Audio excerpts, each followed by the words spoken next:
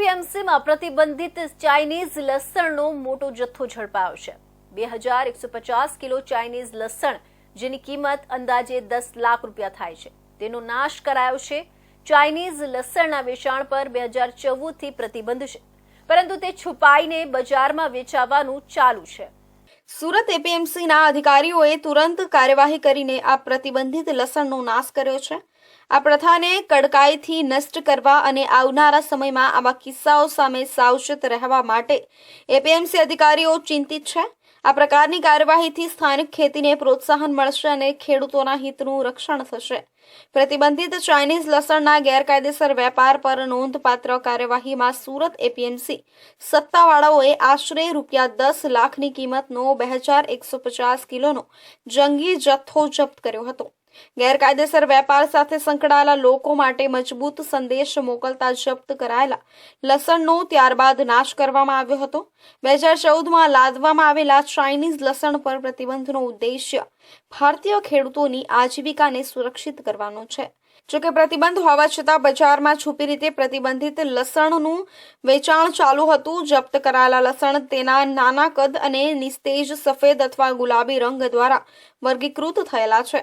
તે સ્થાનિક લસણ ઉદ્યોગ માટે નોંધપાત્ર ખતરો છે। વેપારી બાબુભાઈ શેઠે જણાવ્યું હતું કે ચાઇનીઝ લસણ પરના પ્રતિબંધથી સ્થાનિક ખેડૂતોને ખૂબ જ જરૂરી ટેકો મળ્યો છે।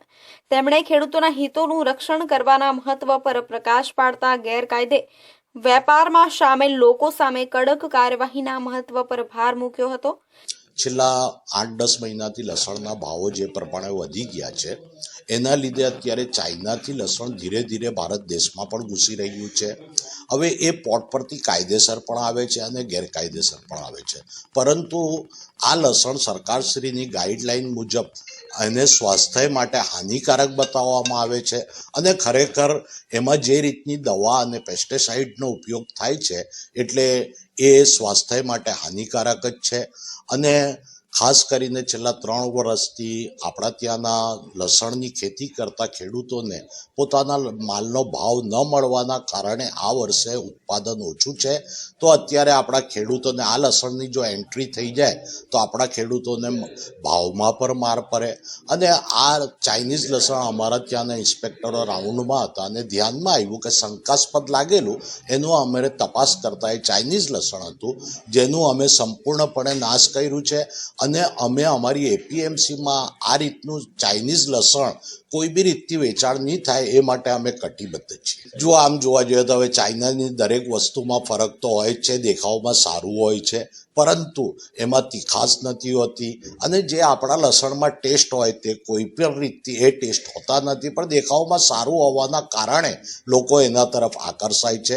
પરંતુ એક વેપારી તરીકે મારી સલાહ છે કે એ લસણનો આપણે ઉપયોગ ન કરીએ તો સારું। સુરત એપીએમસી અધિકારીઓ દ્વારા લેવામાં આવેલા ઝડપી કાર્યવાહી પ્રતિબંધિત ચાઇનીઝ લસણના ગેરકાયદે વેપારને નાબૂદ કરવા માટે તેમની પ્રતિબદ્ધતા દર્શાવે છે। સત્તાવાળાઓ પ્રતિબંધનો કડક અમલ થાય તેની ખાતરી કરીને ભવિષ્યમાં આવી ઘટનાઓને રોકવા માટે કટિબદ્ધ છે। આ ક્રેકડાઉનથી સ્થાનિક કૃષિ ક્ષેત્ર પર સકારાત્મક અસર થવાની અપેક્ષા છે।